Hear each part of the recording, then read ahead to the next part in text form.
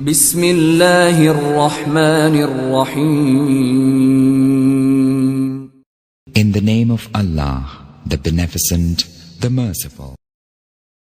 شروع اللہ کے نام سے جو بڑا مہربان نہایت رحم والا ہے۔ اے محمد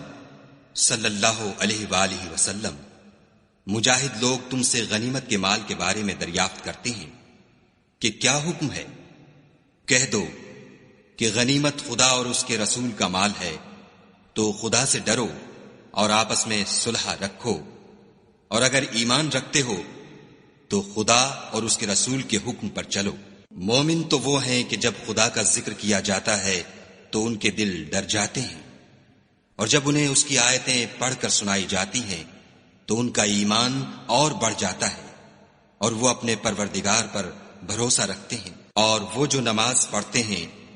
اور جو مال ہم نے ان کو دیا ہے اس میں سے نیک کاموں میں خرچ کرتے ہیں، یہی سچے مومن ہیں، اور ان کے لیے پروردگار کے ہاں بڑے بڑے درجے اور بخشش اور عزت کی روزی ہے۔ ان لوگوں کو اپنے گھروں سے اس طرح نکلنا چاہیے تھا جس طرح تمہارے پروردگار نے تم کو تدبیر کے ساتھ اپنے گھر سے نکالا، اور اس وقت مومنوں کی ایک جماعت ناخوش تھی۔ وہ لوگ حق بات میں اس کے ظاہر ہوئے پیچھے تم سے جھگڑنے لگے،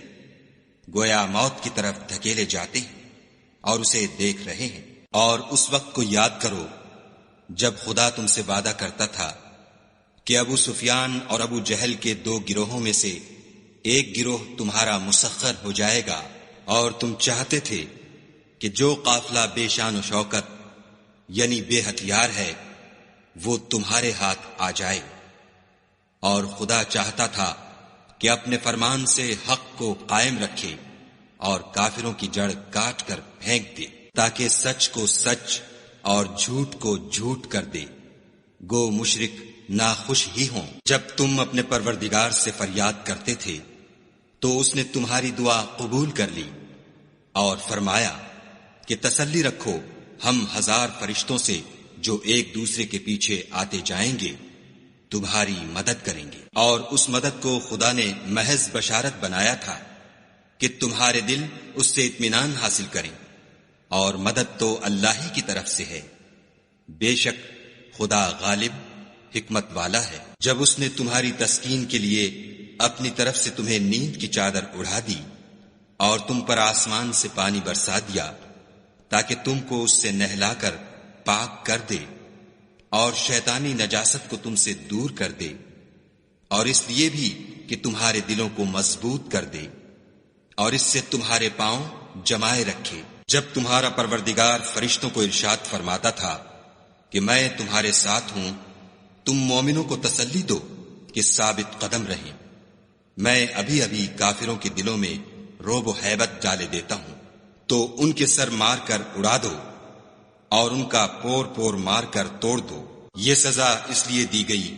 کہ انہوں نے خدا اور اس کے رسول کی مخالفت کی، اور جو شخص خدا اور اس کے رسول کی مخالفت کرتا ہے تو خدا بھی سخت عذاب دینے والا ہے۔ یہ مزہ تو یہاں چکھو اور یہ جانے رہو کہ کافروں کے لیے آخرت میں دوزخ کا عذاب بھی تیار ہے۔ اے اہل ایمان، جب میدان جنگ میں کفار سے تمہارا مقابلہ ہو تو ان سے پیٹھ نہ پھیرنا، اور جو شخص جنگ کے روز اس صورت کے سوا کہ لڑائی کے لیے کنارے کنارے چلے، یعنی حکمت عملی سے دشمن کو مارے یا اپنی فوج میں جا ملنا چاہے، ان سے پیٹھ پھیرے گا تو سمجھو کہ وہ خدا کے غضب میں گرفتار ہو گیا، اور اس کا ٹھکانہ دوزخ ہے، اور وہ بہت ہی بری جگہ ہے۔ تم لوگوں نے ان کفار کو قتل نہیں کیا بلکہ خدا نے انہیں قتل کیا، اور اے محمد صلی اللہ علیہ وآلہ وسلم، جس وقت تم نے کنکریاں پھینکی تھیں تو وہ تم نے نہیں پھینکی تھیں بلکہ اللہ نے پھینکی تھیں، اس سے یہ غرض تھی کہ مومنوں کو اپنے احسانوں سے اچھی طرح آزما لے، بے شک خدا سنتا جانتا ہے۔ بات یہ ہے کچھ شک نہیں کہ خدا کافروں کی تدبیر کو کمزور کر دینے والا ہے۔ کافروں، اگر تم محمد صلی اللہ علیہ وآلہ وسلم پر فتح چاہتے ہو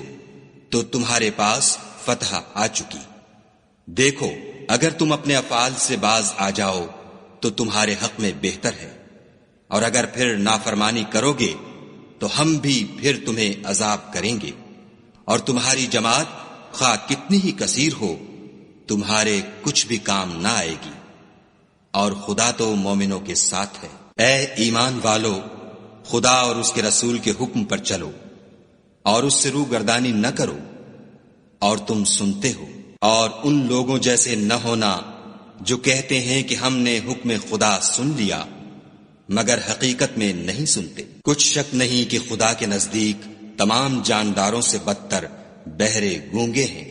جو کچھ نہیں سمجھتے، اور اگر خدا ان میں نیکی کا مادہ دیکھتا تو ان کو سننے کی توفیق بخشتا، اور اگر بغیر صلاحیت ہدایت کے سماعت دیتا تو وہ منہ پھیر کر بھاگ جاتے۔ مومنو، خدا اور اس کے رسول کا حکم قبول کرو، جبکہ رسول خدا تمہیں ایسے کام کے لیے بلاتے ہیں جو تم کو زندگی جاوداں بخشتا ہے، اور جان رکھو کہ خدا آدمی اور اس کے دل کے درمیان حائل ہو جاتا ہے، اور یہ بھی کہ تم سب اس کے روبرو جمع کیے جاؤ گے، اور اس فتنے سے ڈرو جو خصوصیت کے ساتھ انہی لوگوں پر واقع نہ ہوگا جو تم میں گناہ گار ہیں، اور جان رکھو کہ خدا سخت عذاب دینے والا ہے۔ اور اس وقت کو یاد کرو جب تم زمین مکہ میں قلیل اور ضعیف سمجھے جاتے تھے اور ڈرتے رہتے تھے کہ لوگ تمہیں اڑا نہ لے جائیں، یعنی بے خانما نہ کر دیں، تو اس نے تم کو جگہ دی اور اپنی مدد سے تم کو تقویت بخشی اور پاکیزہ چیزیں کھانے کو دیں تاکہ اس کا شکر کرو۔ اے ایمان والو، نہ تو خدا اور رسول کی امانت میں خیانت کرو اور نہ اپنی امانتوں میں خیانت کرو، اور تم ان باتوں کو جانتے ہو، اور جان رکھو کہ تمہارا مال اور اولاد بڑی آزمائش ہے، اور یہ کہ خدا کے پاس نیکیوں کا بڑا ثواب ہے۔ مومنو، اگر تم خدا سے ڈرو گے تو وہ تمہارے لیے امر فارق پیدا کر دے گا،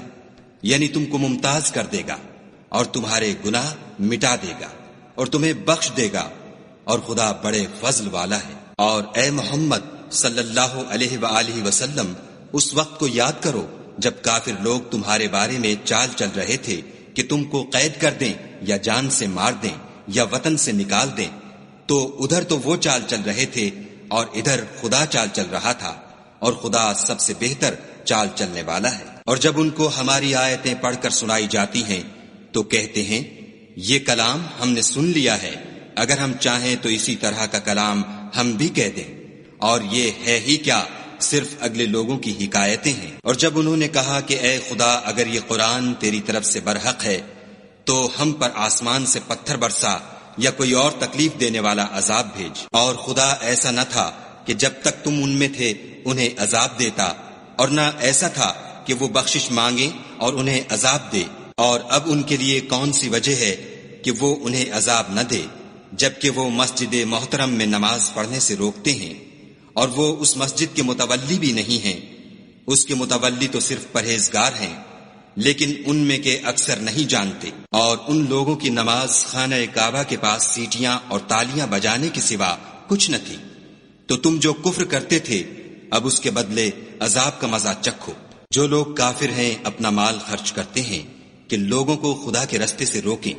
سو ابھی اور خرچ کریں گے، مگر آخر وہ خرچ کرنا ان کے لیے موجب افسوس ہوگا، اور وہ مغلوب ہو جائیں گے، اور کافر لوگ دوزخ کی طرف ہانکے جائیں گے، تاکہ خدا پاک سے ناپاک کو الگ کر دے اور ناپاک کو ایک دوسرے پر رکھ کر ایک ڈھیر بنا دے، پھر اس کو دوزخ میں ڈال دے۔ یہی لوگ خسارہ پانے والے ہیں۔ اے پیغمبر صلی اللہ علیہ وآلہ وسلم، کفار سے کہہ دو کہ اگر وہ اپنے افعال سے باز آ جائیں تو جو ہو چکا وہ انہیں معاف کر دیا جائے گا، اور اگر پھر وہی حرکات کرنے لگیں گے تو اگلے لوگوں کا جو طریق جاری ہو چکا ہے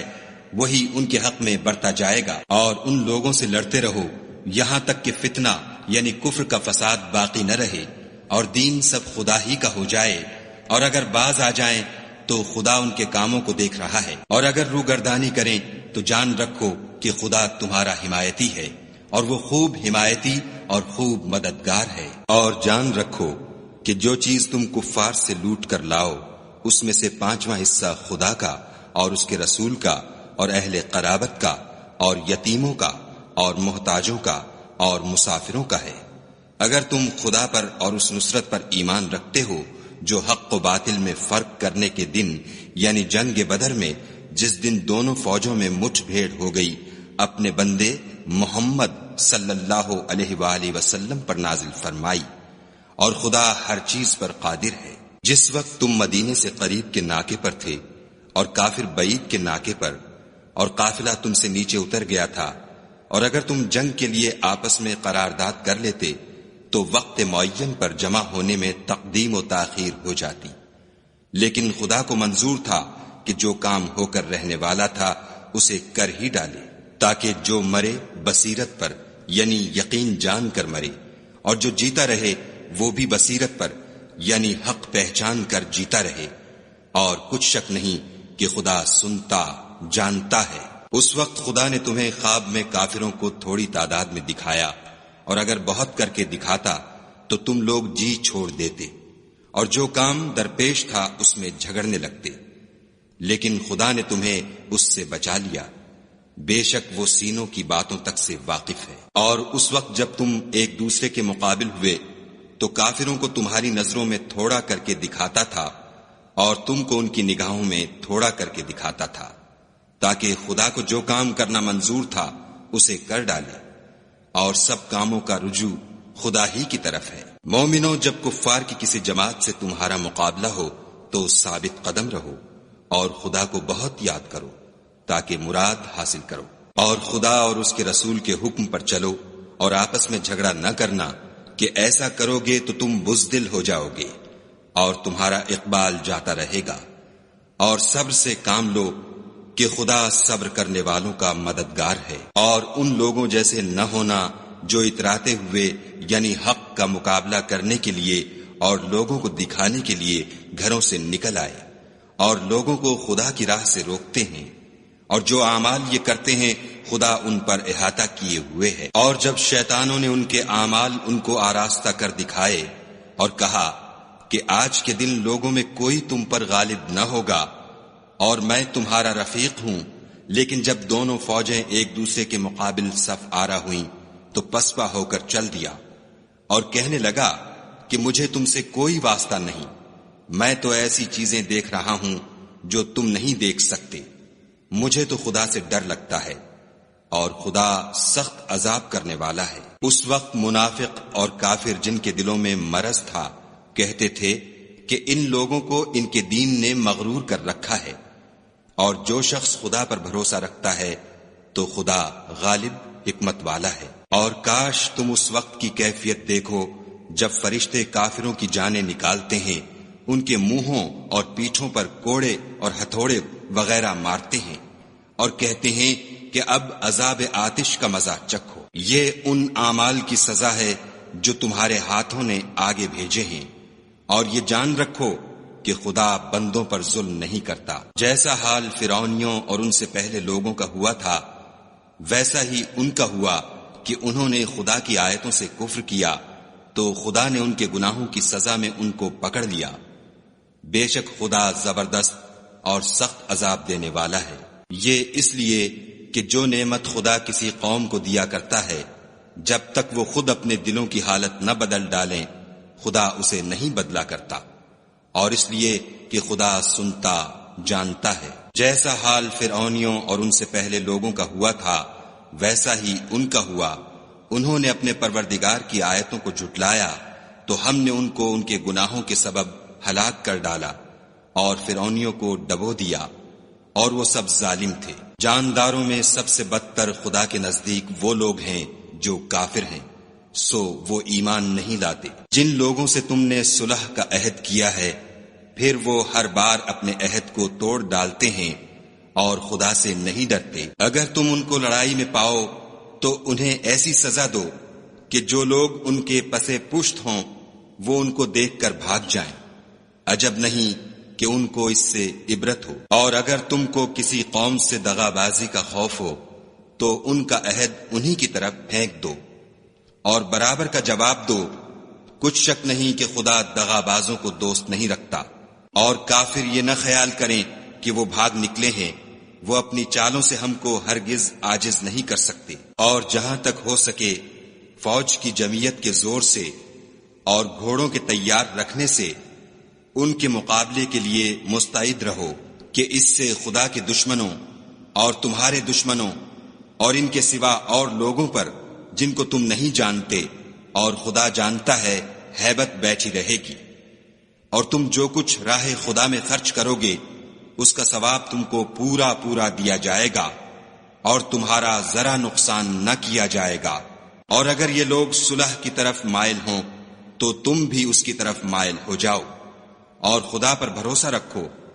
کچھ شک نہیں کہ وہ سب کچھ سنتا اور جانتا ہے۔ اور اگر یہ چاہیں کہ تم کو فریب دیں تو خدا تمہیں کفایت کرے گا، وہی تو ہے جس نے تم کو اپنی مدد سے اور مسلمانوں کی جمعیت سے تقویت بخشی اور ان کے دلوں میں الفت پیدا کر دی، اور اگر تم دنیا بھر کی دولت خرچ کرتے تب بھی ان کے دلوں میں الفت پیدا نہ کر سکتے، مگر خدا ہی نے ان میں الفت ڈال دی، بے شک وہ زبردست اور حکمت والا ہے۔ اے نبی، خدا تم کو اور مومنوں کو جو تمہارے پیرو ہیں کافی ہے۔ اے نبی، مسلمانوں کو جہاد کی ترغیب دو، اگر تم میں 20 آدمی ثابت قدم رہنے والے ہوں گے تو 200 کافروں پر غالب رہیں گے، اور اگر 100 ایسے ہوں گے تو 1000 پر غالب رہیں گے، اس لیے کہ کافر ایسے لوگ ہیں کہ کچھ بھی سمجھ نہیں رکھتے۔ اب خدا نے تم پر سے بوجھ ہلکا کر دیا اور معلوم کر لیا کہ ابھی تم میں کسی قدر کمزوری ہے، پس اگر تم میں 100 ثابت قدم رہنے والے ہوں گے تو 200 پر غالب رہیں گے، اور اگر 1000 ہوں گے تو خدا کے حکم سے 2000 پر غالب رہیں گے، اور خدا ثابت قدم رہنے والوں کا مددگار ہے۔ پیغمبر کو شایع نہیں کہ اس کے قبضے میں قیدی رہیں جب تک کافروں کو قتل کر کے زمین میں کثرت سے خون نہ بہا دے۔ تم لوگ دنیا کے مال کے طالب ہو اور خدا آخرت کی بھلائی چاہتا ہے، اور خدا غالب حکمت والا ہے۔ اگر خدا کا حکم پہلے نہ ہو چکا ہوتا تو جو فدیہ تم نے لیا ہے اس کے بدلے تم پر بڑا عذاب نازل ہوتا۔ تو جو مال غنیمت تمہیں ملا ہے اسے کھاؤ کہ وہ تمہارے لیے حلال طیب ہے، اور خدا سے ڈرتے رہو، بے شک خدا بخشنے والا مہربان ہے۔ اے پیغمبر، جو قیدی تمہارے ہاتھ میں گرفتار ہیں ان سے کہہ دو کہ اگر خدا تمہارے دلوں میں نیکی معلوم کرے گا تو جو مال تم سے چھن گیا ہے اس سے بہتر تمہیں عنایت فرمائے گا، اور تمہارے گناہ بھی معاف کر دے گا، اور خدا بخشنے والا مہربان ہے۔ اور اگر یہ لوگ تم سے دغا کرنا چاہیں گے تو یہ پہلے ہی خدا سے دغا کر چکے ہیں، تو اس نے ان کو تمہارے قبضے میں کر دیا، اور خدا دانا حکمت والا ہے۔ جو لوگ ایمان لائے اور وطن سے ہجرت کر گئے اور خدا کی راہ میں اپنے مال اور جان سے لڑے وہ، اور جنہوں نے ہجرت کرنے والوں کو جگہ دی اور ان کی مدد کی وہ، آپس میں ایک دوسرے کے رفیق ہیں۔ اور جو لوگ ایمان تو لے آئے لیکن ہجرت نہیں کی تو جب تک وہ ہجرت نہ کریں تم کو ان کی رفاقت سے کچھ سروکار نہیں، اور اگر وہ تم سے دین کے معاملات میں مدد طلب کریں تو تم کو مدد کرنی لازم ہے، مگر ان لوگوں کے مقابلے میں کہ تم میں اور ان میں صلح کا عہد ہو مدد نہیں کرنی چاہیے، اور خدا تمہارے سب کاموں کو دیکھ رہا ہے۔ اور جو لوگ کافر ہیں وہ بھی ایک دوسرے کے رفیق ہیں۔ تو مومنو، اگر تم یہ کام نہ کرو گے تو ملک میں فتنہ برپا ہو جائے گا اور بڑا فساد مچے گا۔ اور جو لوگ ایمان لائے اور وطن سے ہجرت کر گئے اور خدا کی راہ میں لڑائیاں کرتے رہے، اور جنہوں نے ہجرت کرنے والوں کو جگہ دی اور ان کی مدد کی، یہی لوگ سچے مسلمان ہیں، ان کے لیے خدا کے ہاں بخشش اور عزت کی روزی ہے۔ اور جو لوگ بعد میں ایمان لائے اور وطن سے ہجرت کر گئے اور تمہارے ساتھ ہو کر جہاد کرتے رہے، وہ بھی تمہیں میں سے ہیں، اور رشتہ دار خدا کے حکم کی روح سے ایک دوسرے کے زیادہ حقدار ہیں۔ کچھ شک نہیں کہ خدا ہر چیز سے واقف ہے۔